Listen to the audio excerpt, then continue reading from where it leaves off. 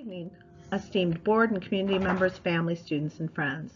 It is a pleasure to have the opportunity to present to you an exciting vision for our alternative learning program for the coming school year. A fundamental attribute in that vision is the commitment to build community that rally around these unique students in the goal to tap into their talents and undiscovered genius.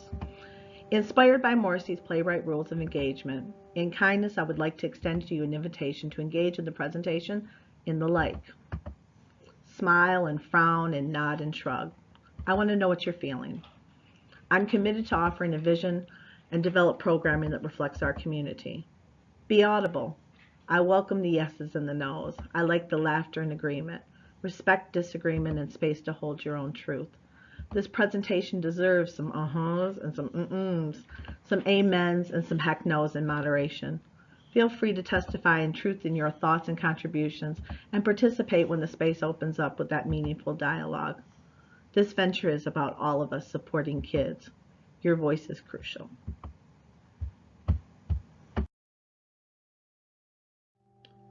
Our agenda in brief will cover the following: introductions, academic rigor, reasons and goals for programming, envisioned accelerated learning academy, referrals, challenges, solutions, community partners and collaboration, who are we missing, and collaborative time. For our icebreaker activity, we're going to think about some reasons that a student might need an alternative education setting. I'd like for you just to take a quiet moment to think of 2 reasons. That sticky note that you've been provided, I'd like you to use that to record your answers. And when you're ready, write them down. We're going to take 30 seconds once we've written those down, and we're going to turn to your neighbor and share. Afterwards, I'd like you to keep your sticky notes, and we're going to use those as to kind of like form the conversation around our stakeholder suggestions and things we might want to consider to be implemented to reflect a school that really embodies what our community wants and needs for our kids. Let's face it, the real challenge is this.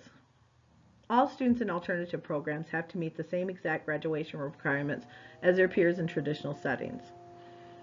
Some differences in approach to that recovery for these students could be found in the following: the way that credit is earned, thinking about standards-based grading and creating cohorts on skills and abilities that are also aligned with their educational pathways developed through their EDPs.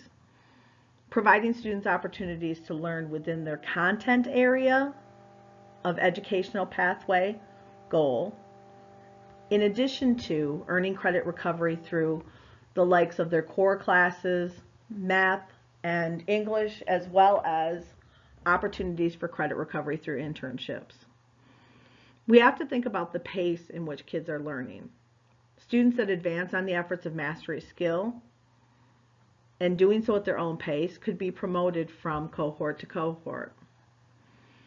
Class schedules, thinking about block scheduling and trimesters.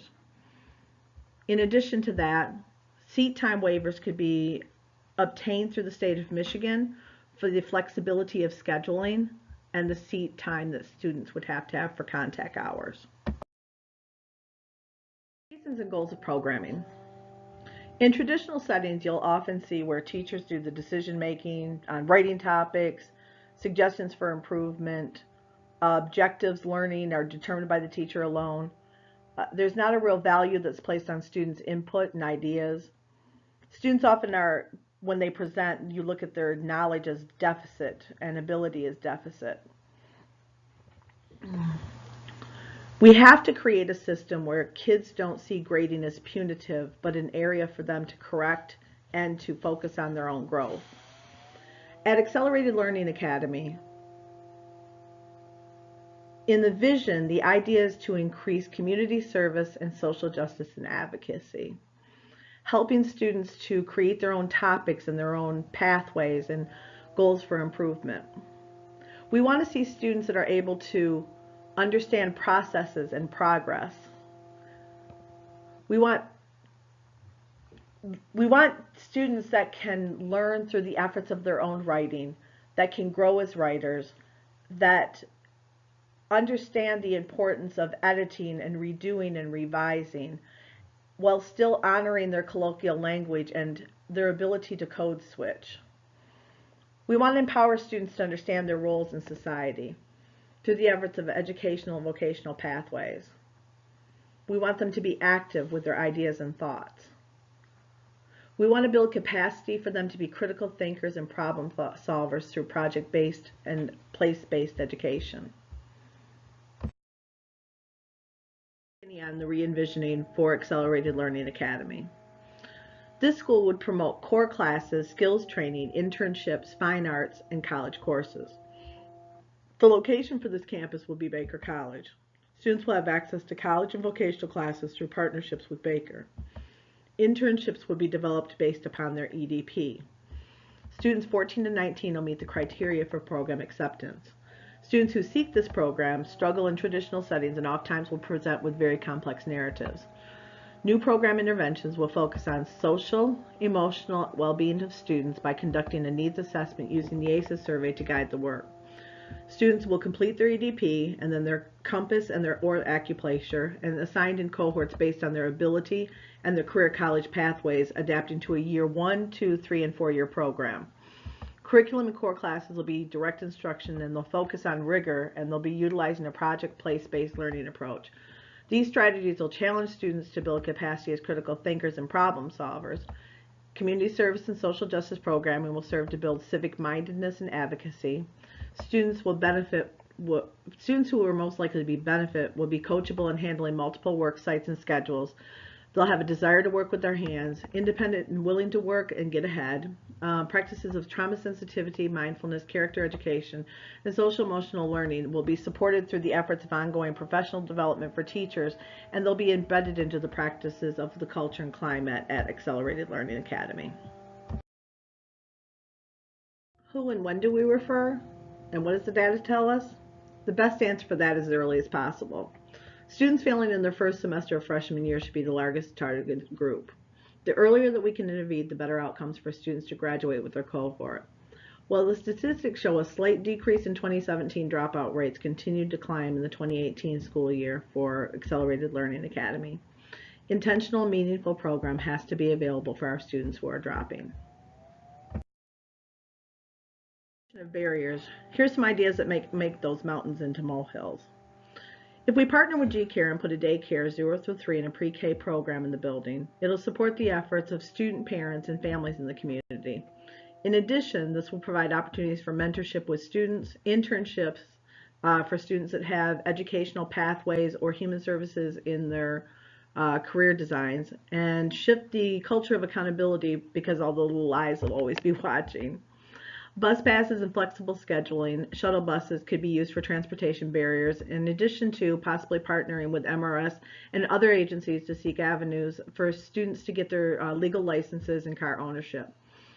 We'll provide social emotional health support through the efforts of L's Place, Grief and Loss, Hope and Connections, which is conflict resolution and self-esteem, the CHILL program, which roots its work in anti-bullying. Fathers That Care and Young Positive Women are both self-esteem and confidence building groups, and a plethora of other interventions. We'll be partnering with the Serenity House to combat issues of addiction through the efforts of holistic and natural strategies to promote sobriety. This particular service could be available to both our parents and to our students. Collaboration will be achieved through monthly advisory council meetings, and the objective will be to build some type of bridge program across the district to support wait time and application admittance process, so until students can articulate into the program, they have services available to them. How can we improve collaboration between all the people involved, and how can we close those gaps and make sure that this work is successful and ongoing and sustainable? The idea is to create a school board of advisors, which would consist of stakeholders such as parents, teachers, administrators, leadership team, parents, community members, partners. And the idea would be for those advisors on that advisory committee to meet once a month and to review, oversight, contribute, adjust, monitor the work of what's going on at Accelerated Learning Academy. It's mainly to make sure that we're hearing all voices and that we're supporting the efforts of what we'd like to see for outcomes for our students. What community collaborations and resources are necessary for Accelerated Learning Academy to be successful and sustainable? Just to name a few: the CRIM organization, community business and organizational partners, GCAR, Hurley Medical Center, Genesee Health Services, MTA Transportation Services, the University of Michigan-Flint Teacher Education Department, the Serenity House of Flint, Flint Wellness Incorporated, and the Literacy Network are just to name a few. For funding sources, we'll be considering grants, donations, Title I, Title A, Title IV funding, general funding, and special education dollars. Consideration. Are any students missed in these programs?